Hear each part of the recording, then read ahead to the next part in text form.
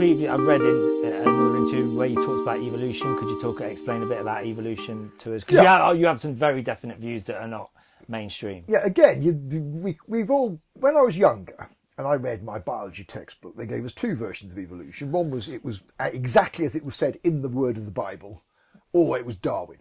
And that's very clever. They insist on putting that in there to shore up that one, because that one looks, if you take the literal words of the Bible and how man was created, no reasonable person is going to believe that. Whereas the theory of natural selection and change, gradual change and so on, is something we can relate to. So that shored up that whole theory by putting it next to something that's completely stupid. However, if you look at the theory of evolution, what the gradual change thing is within species. Now we don't have to go far, like Darwin didn't have to go far to study hummingbirds that get longer bills, they get the nectar, confers an evolutionary advantage, therefore they get a chance to reproduce. Yeah. That is microevolution within species. That is why we have dogs that are Chihuahuas and Great Danes. They are still the same species, they could still technically mate with each other and produce viable offspring. Yeah, I wouldn't want to see that though. Yeah, I wouldn't want to see it, but they could technically do that. Yeah. Similarly with a horse, the horse hasn't changed in millions of years. It's just changed within the species, yeah? So technically one of those old, whatever they call them, the old horses from years ago could reproduce a modern horse and produce a viable being that can also reproduce, which is the definition of a species. You can put a lion and a tiger together now and they can reproduce and produce a liger, but that can't reproduce. Okay, yeah. So, all within species. Darwin's theory of evolution, though, postulates that gradual change goes into the transition from one species to another. Now this is where you've got to apply a bit of reason. These are supposed to be random changes, and yet they have to take place at a genetic level within both the male and the female, and the random mutation in the male has to be randomly mutated in the female to receive the male. So again, the idea of two random mutations that fit together happening is pretty low in the first place. For that to happen in a sufficient number of the species for it to embed, I mean, a species of two is not highly likely to survive. You obviously need a great number of elements in a species to make it a lasting species. So there is, again, if you look at Darwin's theory of evolution, it's nonsense. Actually, the evidence shows the opposite. We don't have this period of gradual change all the time. What we have is a period of stability of DNA on the planet for long periods, and then sometimes almost extinction level events. Okay. Where the creatures are almost all wiped out, and then suddenly they're replaced with completely new creatures. They don't gradually evolve; they suddenly appear. So what's happening? Well, this is it. This is now called punctuated equilibrium. Now, ironically, this was put forward at the same time as Darwinism by a man called Albert Wallace, who wasn't a member of the Royal Society like Darwin. So his theory is forgotten. And the reason why they didn't push Wallace's theory is because punctuated equilibrium still allows for God. Because science has no idea what causes the punctuation of the equilibrium. So we can say that was intelligent design, that was the hand of God, basically. So again, evolution has been used deliberately, not scientifically, because I say it's pseudoscience, it's not real science. Yeah. The scientific experiments showed the opposite. When they manipulated the DNA of fruit flies, rather than within a few generations passing on the manipulation, they'd reverted to their grandparents' DNA. Oh, gone back. So yeah, so you can only fiddle the DNA. And apparently they've had some problems with that with the GM food.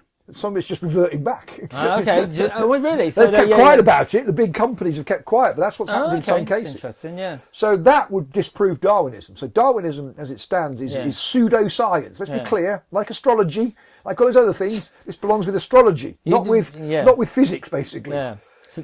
But you talked about like the cats and what you start studying this properly as well is, again, if you talk to an evolutionary biologist, they will tell you, if you get them in an honest moment, that there is not enough time for the domestic cat to evolve from the wild cat.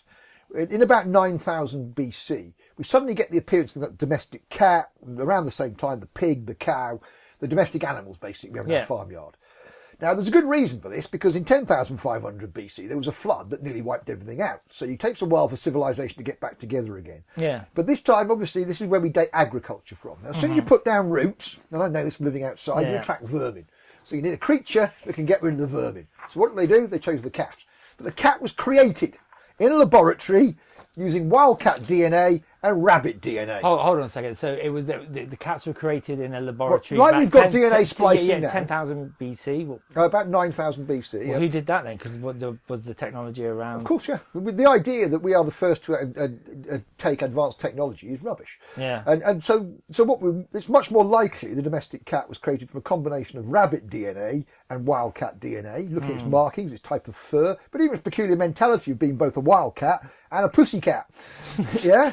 But how did they do it? You know, I'm not. Well, I will disagreeing tell with you, they had more advanced DNA than they have The now. human beings did this. Yeah, human beings are new. Basically, Jesus has been. I've been reincarnating all the time. I've always known more than mankind. Yeah. It was only post 6,000 BC in the Dark Age that we had another mutation of the human genome that cut us off, basically, Cut us off from knowledge, Okay. from our natural access to good knowledge, basically. Why was that? Why was the mutation? It's the final test of God to cut us off from knowledge, to show that actually love gets you there and not knowledge. So what does God want? God wants you to be a better soul. But what's in it for him? That people don't suffer, basically. Okay. It's that simple, really. But if we apply the theory of evolution, Darwin's theory of evolution, to human beings, this is where it looks particularly risible. Because if you compare the skulls of hominids, they increase slightly over millions of years. Yes, okay, a bit more cranial capacity. Then suddenly you've got, boom, this, from nowhere, in reaction to nothing. Yeah. This is not fitting into the theory of Darwinian evolution. Now, again, I will tell you through the study of the ancient texts, through what I know from God, that the precursor of modern mankind was created in a laboratory about 450,000 years ago. And it was created from the DNA of the intelligent bipedal creature of the day, the god of what we might now call a god or an alien. Yeah. And created with the DNA of a Bigfoot and the DNA of the female of his species. Yeah. Now, it's just recently we've started creating creatures like this again. You might read about it in the paper, where they take the mitochondrial DNA out of one egg and put in mitochondrial... So they weren't mating them because, you know, like... No, this wasn't Because you can't, it'd be very difficult to mate with a Bigfoot. It's all done at the genetic level. Okay, yeah. What we do with DNA now is you just bombard the genome with it and see what happens, which is all, it's like trying to open a door. So what happens? with It's a Bigfoot... carry on, sorry. So we've got a Bigfoot egg. Yeah. Creature, the female of his own species, and this alien precursor, this whatever you want to call it, God, who takes his own DNA. And this God, obviously, is one of my past lives. So this is why we're all so closely connected to Jesus, because on this physical earth, he was giving his DNA. Okay, so the biblical idea, we are created in God's image, and his likeness is fulfilled within that act, basically. So what happened to the Bigfoots? They're still there. They live on the planet. We only occupy something like about 60% of the planet at best. Yeah. There's a hell of a lot of planet out there we haven't seen, basically. Sorry, this is going to make me sound like a complete freak, but we can't mate with Bigfoots, can we? Well, we can, yeah. If you look in Russia, there's documented evidence of this. Oh, okay. In the 1920s, a family of what they call Almas, Russian Bigfoots, came down to this village. Now, they couldn't speak, but they were taskable, basically. They could understand language. They learnt enough language to be taskable. So they put them to work, the villagers? Yeah, put them to work, yeah. Now, but then somebody reproduces with the female, and she gives birth... Someone snuck into the Bigfoot quarters one night. So happens, and they give birth to what is essentially much more human than Bigfoot child, basically, which can speak. So what? Yeah, go on. It could be we wipe these things out, or it could just be we actually reproduce with them, and our DNA is so much stronger that we took over. And like Neanderthals would appear to be a stage of that Bigfoot human development, basically. Because if them kids in Russia, you know, the half Bigfoot, half human kid, they would be actually quite interesting from a DNA point of view, because they would have the human DNA that's gone, 10,000 years or however long it was you were saying before, or 450,000 years since we were created. They'd almost be like a fresh version of it, wouldn't they? Or am I being a bit confused? No, they would still have that DNA in them. Okay. Yeah, so you're absolutely right. I mean, the fact we can reproduce with a Bigfoot, and this is why we call ourselves the human race and not the human species, is we are a race within a species. That technically the Bigfoot belongs to the same thing. Yeah. And other hominids as well. Because there are other types of hominid out there as well. I'm just thinking, how can you? They're like really tall, though, aren't they? Bigfoot. Sorry, I'm being quite pure. Yeah, but in the past we had 7-foot human beings. 7 foot was the average height of a human being living on this island, basically. So again, you can see it in stuff like that. And height again is a very interesting one. Because you're quite tall. Yeah, well, height, I'll tell you now, the height is determined by a complex interaction of genes. You can't just press one gene and make someone tall. No, I did not know that. And so therefore it's very much to do with your nurture, lighting these genes up, basically. Okay. So a general rule of thumb within reasonable parameters is the taller you are, the more spiritual you are. And again, this is why we tend to give power to people who are 6 foot tall, basically. Yeah, just looking at James. and we have that kind of idea that small men are a bit uptight. It's interesting about the nurse thing, because there's a study about people from the Netherlands, and like at the turn of the century, they're quite short, and because they had it, with obviously blips for World War II, they had good nutrition. They're like now the tallest on average on the planet. Yeah, it's not generally nutrition even. I mean, okay, yeah, yeah. 1,000 years ago, although that is part of it, obviously. Yeah. 1,000 years ago, you look at the graveyards, people here were 6 foot. We were regularly recording 6 foot pluses, basically. Yeah.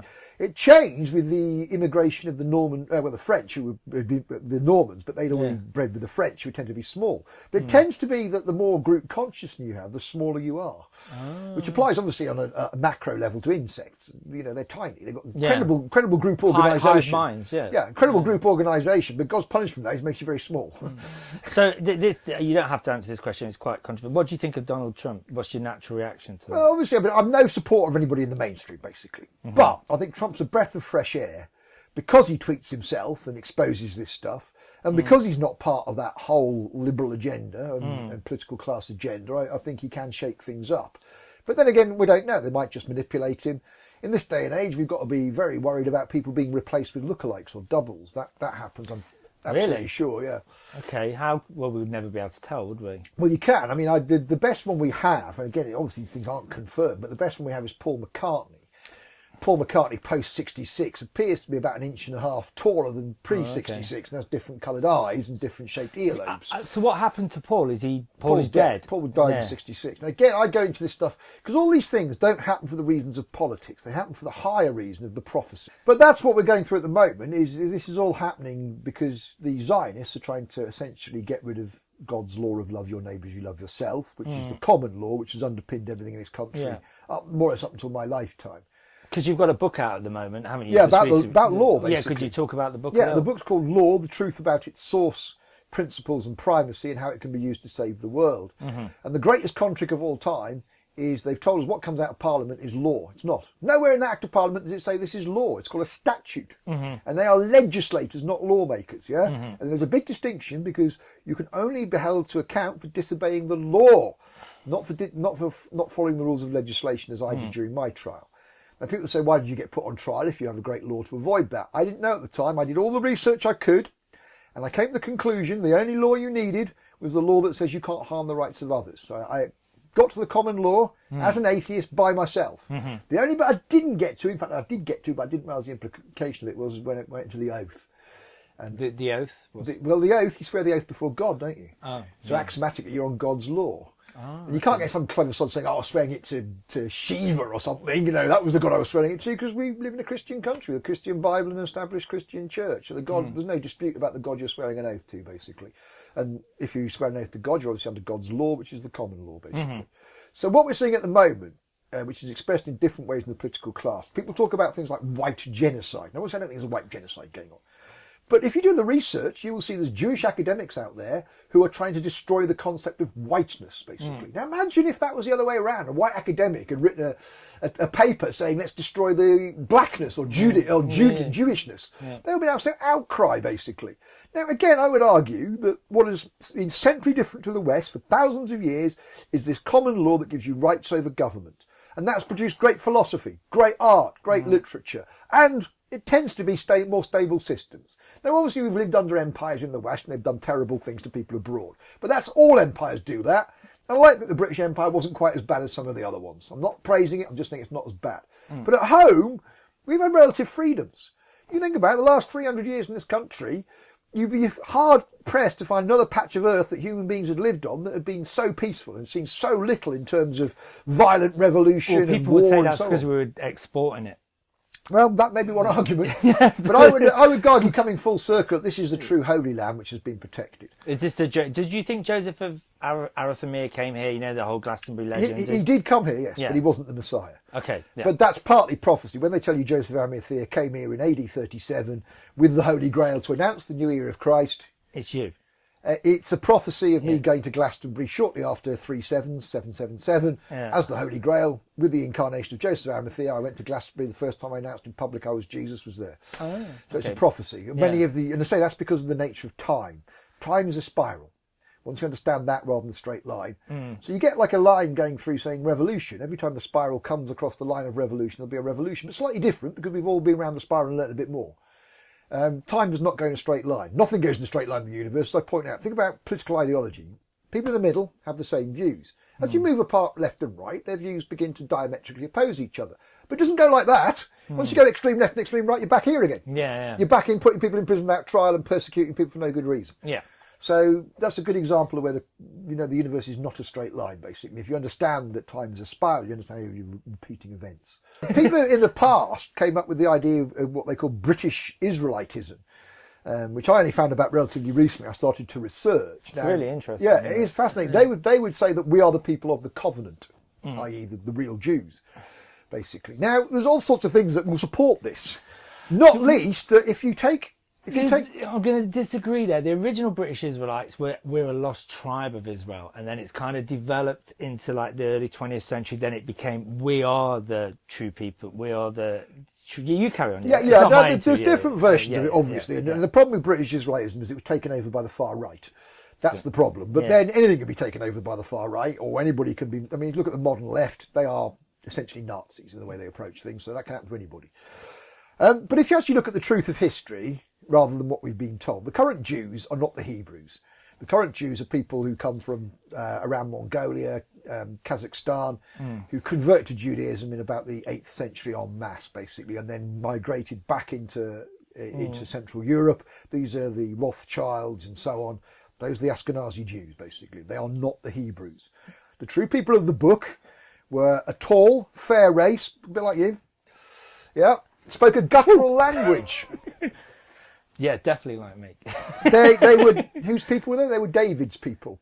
If you know your Shugbra of a way of transliterating letters, that the Dutch people, the Germans, or what we call called Deutsch. Deutsch, yeah. We actually call them Germans and call the Dutch Dutch, which is based on Deutsch, which may be a clue as well. But that actually transliterated can be David's, Dutch or Deutsch. Okay. These are David's people, so they're the true people of the book, and they're tall and ruddy and speak a guttural language. They're the real Hebrews now, although those people spread out into Europe, and everybody will tell you that German tribes were the source of the royal families and aristocracy of Europe. So they were the ones that went into Europe, the people, the true Hebrews, the people of the book. What we think of Jews now aren't. So this idea of the kind of British Israelite thing starts to take form when you realise that these people knew that the true Holy Land was not out in Israel. The true Holy Land are these British Isles. Now, in Hebrew, Ark of the Covenant is Arts Abrit. Now, in Aramaic, Heart of Britain. So the Brit of the Covenant, the word for covenant, we are the people of the covenant, the Britam or the Britom. But I think a lot of people in Israel will be quite like, no. But only because they've been sold this false history. There's no truth to connect those people to the original Torah. The word Jew is not mentioned for the first 12 books of the Old Testament. When God makes his covenant with Moses, he's making his covenant with man, not with the Jews. Love your neighbours, you love yourself, and love God does not make a covenant with any set of people. It's with mankind. And therefore what God gave to the Hebrews was the law. They became preservers of the law. And the other great secret, of course, the name of the Messiah is given to the Kabbalists. Obviously, the name of the Messiah is very important, because if you know the name of the Messiah, you can try and get to him before he wakes. You may not be able to kill him, but you might be able to persuade him to take your view of the world rather than the true view of the world. Yeah. But So you might have been got to. Is there a possibility? Not if I teach love. If I'm teaching love, I'm teaching God's word. So this is when they say they're plucking stuff in my head. But why do I tell people to love? Why do I tell people not to pay their mortgage? Yeah. Why do they project that in my head? You know, we no sense. That's what brings them down. Because just slightly walking off the subject, but kind of on the same subject. Because people who do whistleblow, like Bradley Manning, and I'm not sure Edward Snowden's kind of psychic state at the moment. But the strange things do happen to them. Have you ever wondered that? You've kind of been... all come out as a result of whistleblowing and everything else. Yeah, you've been kind of... Obviously, I've looked at all of that. Yeah. And looked how far they could do this. And I've looked at the technical capabilities of what you can do with someone's mind. But at the end of the day, all of those things will create an imbalance in you, because obviously something is entering your consciousness and make you unbalanced. I am not unbalanced. Everything I say is based on evidence, reason, and sound analysis, basically. Now, people say, oh, they turned you into a tranny. No, I was first put on women's clothing when I was 4-year-old. I was dressing in women's clothing when I was a teenager. That all happens beforehand, so that completely refutes those arguments.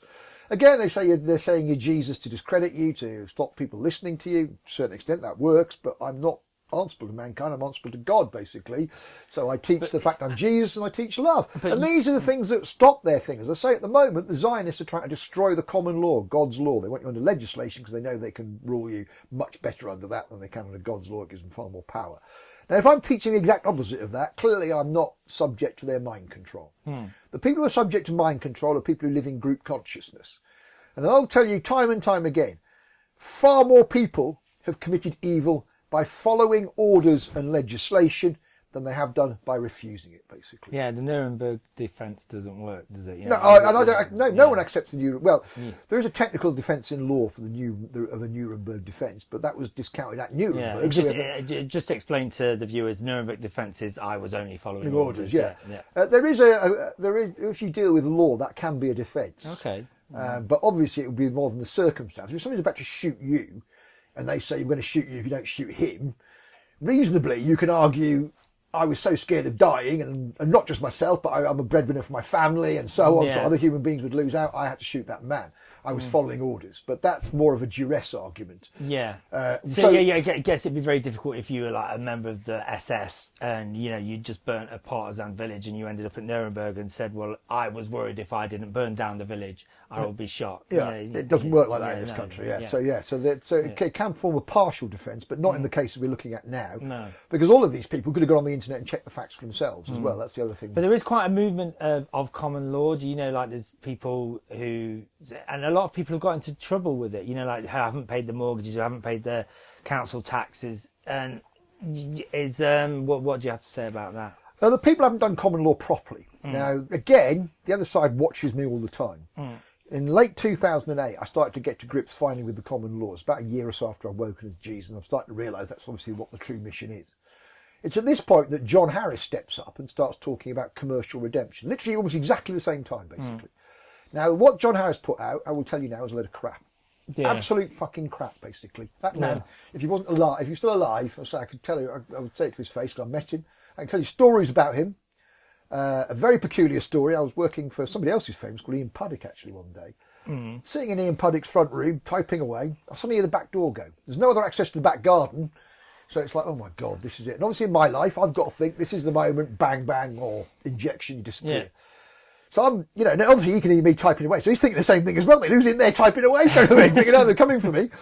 And we sat down and had a conversation. This was John Harris. And he told me that he'd been talking to the secret societies, the stuff he was putting out about law he was getting from the secret societies.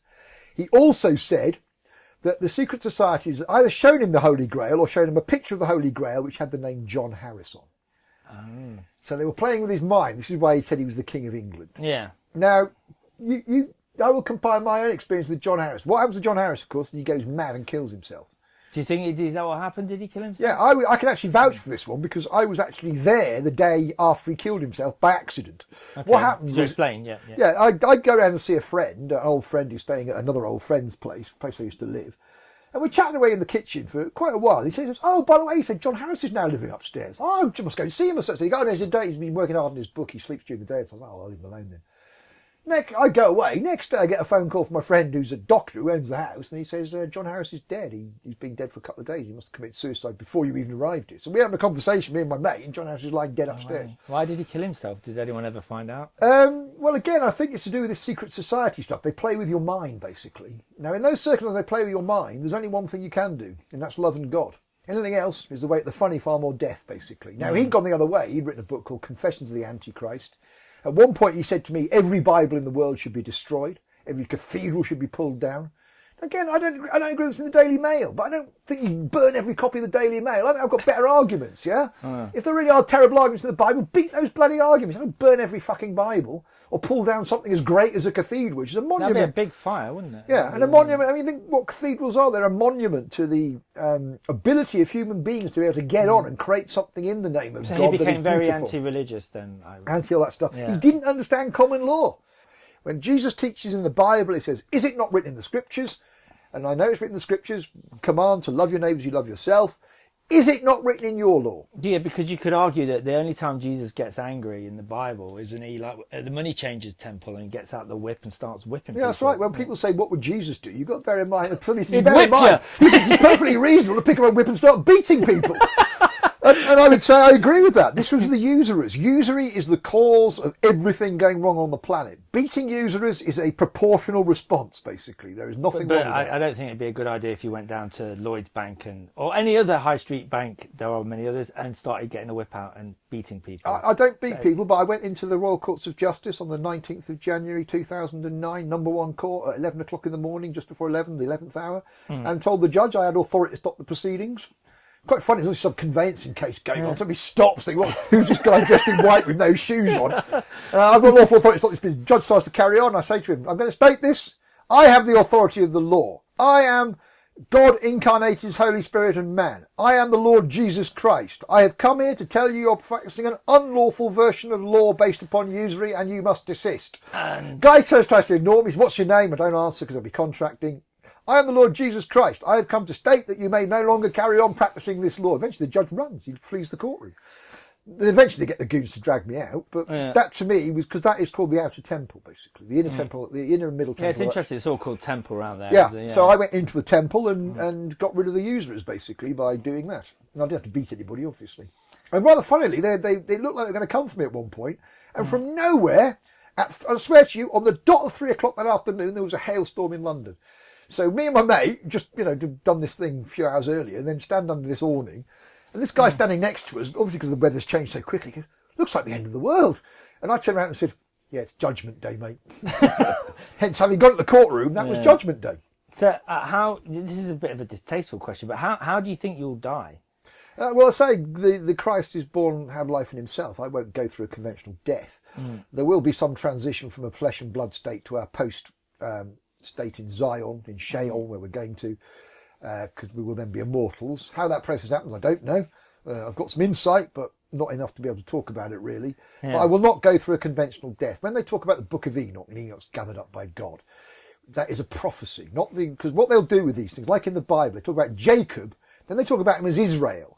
But there's no time in the Bible. They don't say when he's Israel. They don't say he's Israel thousands of years after he's Jacob. But that's what you're reading there. The same with the book of Enoch. Quite a lot of it is the events of Enoch's life, which have been useful for me on my journey, I promise you. Enoch was one of the past lives. But then when they talk about Enoch at the end being gathered up by God, that's a prophecy of the final incarnation of Enoch, me not dying, basically. And it happens also with Elijah in Judaism as well. It's the equivalent figure. There's again, this is a bit of a strange question. There's a book called The Three Christs of Ypsilanti, where it's about it's a psychiatric hospital where they put 3 people who claim to be the Messiah in a room or in adjacent rooms for a year. I'm probably misremembering it, the experiment.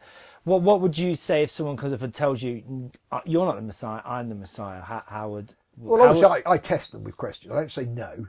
Okay. And any wise man will tell you it's not good to say no to somebody who believes something. You'll get a good response. So one, ask them a question about it, which I do with everything, is ask a question. So are you a reincarnation of Jesus Christ from 2,000 years ago? Now, quite a lot will say yes. So I know then they're not. Obviously not. I'm not, by the way. That's why I know they're not. But I mean, obviously it's through a process of questioning, basically. I tend not to say to them, I don't want to say to them, you're not Jesus Christ. Has that happened? I've met quite a few other Jesus claimants. Even here, would you believe, we had the Last Supper in 2013. It was quite funny because my ex-girlfriend... What's the Last Supper? Could you explain? It was, I called it the Last Supper because I used to live here years ago. In fact, my relationship with Annie ended here. Okay. And then I hadn't seen Annie for about 3 years. And it was literally, it was 17th of July as well, which is an important date, 1717, 1707, because 7 times 17 gives you 119. Backwards, that's 911. They know that 119 is the number of divine perfection in Kabbalah. Okay. So it's an interesting date. This had all been prophesied by cards and God that something was going to happen as well. And so eventually, out of nowhere, I suddenly find that I'm meeting Annie again. And we come to this thing, and it turns out that we're at the table up the top there. When you go beyond those steps, you can put a table there, a long white table with tablecloths on a veranda outside, so it'd be a bit like the Middle East because it's summer. And I come along to this. There's 13 people there, and another one's a Christ claimant. Would you believe? A man called Moab Dib, who's done a thing called 7/7 Ripple Effect. Okay, look it up. And it was quite funny, obviously, meeting him. I wasn't going to tackle him. I mean, so you didn't have a fight or anything? No, I mean, I heard about 3 phrases he said, and I thought, there's no way this man's Jesus Christ. It's a joke. He was talking at one point about smashing all the stained glass windows in Westminster Abbey because they were false idols. They were graven images. Okay, yeah. And that violates the 10 Commandments. Yeah. He talked about homosexuality being evil because it says so in the Bible. But I'll tell you now, you read the original Hebrew in the Bible, it doesn't say that anywhere. Okay. And I've done that, and it's not right, basically. So again, you'd know that if you were Jesus Christ. And one of the other funny things, he had a few of his acolytes around with him. And did you have any people with you? Oh no, I don't have followers. No. Okay, yeah. People say. Yeah, what if just if somebody comes to me and say I want to follow you? Yeah, what would you say? I say you don't understand my teaching, so you can't follow me. Okay. Yeah. My teaching say don't follow me, you'll end up at my house. Follow the way. Follow the way. Okay. So anyway, so back to the yeah, we were saying, and one of his acolytes is talking to him. And he, at the end of it, he goes and he says, "So shall I do this, master?" And I started laughing. He was having a joke, calling him master. But, oh yeah, funny. No, absolutely dead serious. He was calling him master. But you can see how that happens across the world. You know, people start these little organised cults, for want of a better word. And you know, what is it in the human spirit that wants to serve other people and have someone to give them the answers? You know, because that's the problem, is they don't know the answers, but they look in the wrong place. And again, you ultimately, it's the cliche to say this, but every spiritual teacher will tell you, it starts here with your own heart. It doesn't start outside. You've got to make a decision there to change things. I can't save your soul. Only you can make the decision to save your soul. I can inspire you, I can show you the law and stuff like that, and I can tell you all sorts of other things, but ultimately you have to make the decision to go on that journey. And without that, I can do nothing. So that's what I point out to people. And then people say, well, what's the point of being Christ then? Well, I'm able to actually then tell you, once you've decided to go on the journey, what you need to do to repent, or what you need to do in terms of standing up courageously to get the good karma or whatever, that you'll never get off other human beings. But yeah, this idea of calling this guy master just made me laugh. I mean, well, it just sounds like it's going to be exploitation somewhere down the line. Yeah, and again, I mean, if you actually look at the Gospels, there's 4 Gospels. In 3 of them, they call him master. But in the book of John, I say it's written by the Incarnation, he says very clearly, they called him master, but really he was rabbi, teacher, basically. And I will not take the title of master for anybody. I'll tell you anything you master is your own ego. I am a teacher. So there's not going to be a David Shayler Vatican City type. No, completely opposite. You know, I mean, it's quite funny because the latest Pope's been doing this sort of poor man of God shtick, hasn't he? Which I keep tweeting him saying, well, it's very easy to do the poor man of God shtick when you've got a multi-billion-dollar organisation behind you, basically. Yeah. You know, try being a poor man of God when you've got literally nothing, basically, when you're escaping a crack den or whatever, you know, because God's told you to go and do something. But doesn't it get a bit annoying being put on all these through these tests? No, because every time I come out as a far wiser and stronger human being. The reason we've got so many lame-ass liberals out there is they've never been outside a library, have they? No. They read books they've never tested. Same with women. They don't live in the world in the same way that men do. People have said to me, "Why?" You have some strong views on women. I'm sorry, but I'm going to have to say this. I mean, I've denounced the Holocaust, but I haven't denounced women yet. To give you an idea of how seriously I take this. You know, I've never had sexual sex again, basically. You know what I mean? But I will tell you now that the research into women shows that their brains don't work like ours. They can't process reason in the same way that we do. Now, reason is the way you rise above the baser emotions of fear and hatred and anger and jealousy. If you can't reason, you'll be down on those lower emotions and you'll make stupid decisions. As we all know, we've made stupid decisions because of fear and anger. And so women can't rise into reason in the same way we can. I'm not saying, obviously, I'm not saying all men can do it, no women can. Because there's a crossover of the consciousnness of gender into the bodies. Because we've only got two genders. We have 2 distinct genders here, and souls encompass a range of gender, basically. Because I was going to say, when you're Dolores, does that mean you're unreasonable? And no, because I'm still a man, obviously, at one level. I'm still a man. I can still capable of accessing reason. Do people treat me in a different way? Yes, they treat me like a woman in all sorts of weird ways. Like I have men chatting me up. I have women talking about their pregnancy stories and scares with me and things like that. I've never had a woman, as a man, talk to me about her pregnancy, basically. Whereas when I sit there as a woman, they suddenly just see woman and start talking about these things they'd never normally talk about. So it's quite funny. So they do see me as a woman, but I've still got the reason that my brain hasn't changed completely. Although I do believe there is a change in my chemical makeup that makes me more calm and relaxed, basically. Yeah. I don't know if that's to do with the something to do with the testosterone, but it wouldn't suggest it's cutting out the testosterone, because at the same time it's a highly sexual experience. Okay. So the testosterone becomes charged. So again, I'm not quite sure how that. So not to be too personal, does it make you turned on? Yeah, absolutely. Yeah. No problems. You ask all trannies, that's what it's all about primarily. It's sexual. And then they say, well, why do you do it? And it's almost like you're trying to have that sexual allure of woman, the one unique thing she has that you can't have. Yeah. You know, and people going about female intelligence. How many men really go at a woman for their brains? I mean, we don't go out with stupid women. I'm not saying we go out with, bimbos. But really, we don't go out with women for their intelligence. We've got to be honest about that, because on the whole, it doesn't matter whether they've got a degree and you haven't. You're a bloke. You can reason.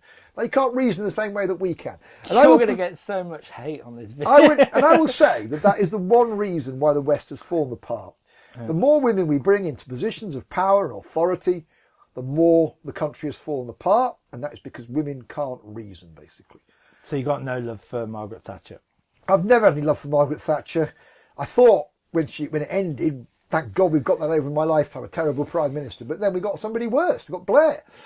He claimed to be centre-left, but was actually, some way right of Margaret Thatcher, I say the women thing. Obviously, I'm not sexist, because I believe that we are equal before the law, and I believe that women are very good at certain things that men can't do. It tends to be more detailed work. That's why over the years women have been lace makers. Similarly, men can have better hand-to-eye coordination than women. So in terms of protecting people, you shouldn't be doing this liberal switch where the woman drives. The woman's more likely to cause accidents than a man when she's driving. Now, people say they've got lower insurance, but that's only because they drive far less. Mile for mile, men have far fewer accidents than women, basically. So they're much safer drivers. So if you're apportioning work between a man and a woman, and you want to protect kids and so on, the man should be driving the car, not the woman. So that's why the school run's so dangerous, probably. All the women in the cars. Probably, yeah.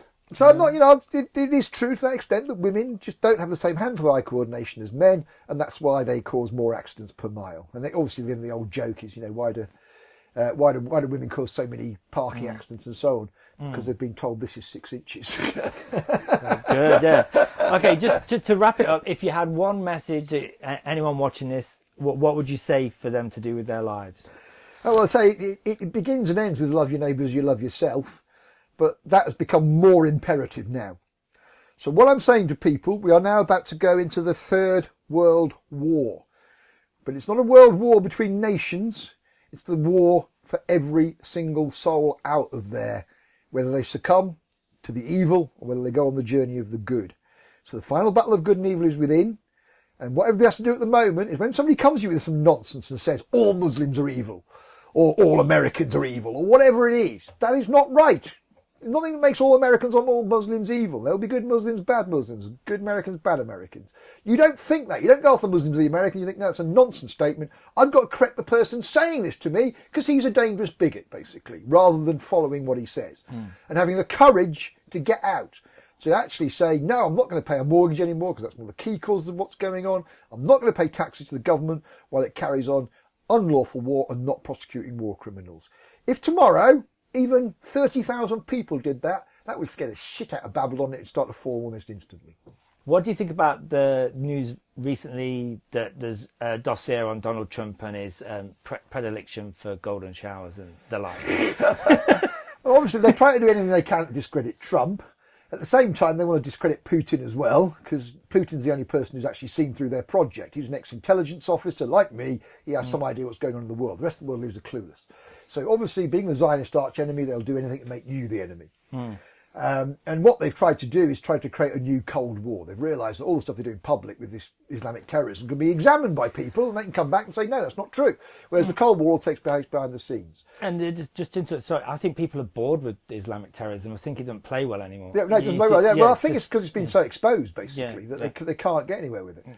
I mean, I don't even bother researching these attacks anymore in Berlin and stuff like that. I just assume there's some kind of mind-controlled attack or some kind of false flag, basically. Because and people say that's lazy, but because all the other ones I've looked at have been like that, it's wasting my time. And if it is ISIS, they must be sitting in Syria or wherever they are going, no one's ever going to believe this attack. Yeah, They're just going to say it's false flag. So, Yeah. like, what? But if it was ISIS, why don't they attack one of our politicians or whatever, or try and bring our infrastructure to a real, re-attack the infrastructure? So you think there's an attempt to kind of discredit Trump because certain elements within intelligence agencies don't like him?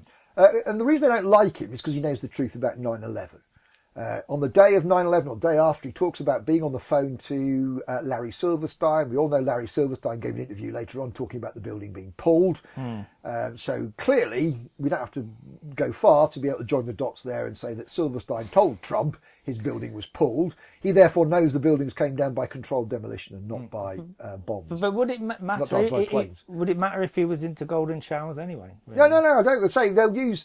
I mean, I literally say about people's sex life, what goes on behind their cone. And again, this is the problem with women. It's women's gossip want to know about these things. Men don't want to know about these things. Women do.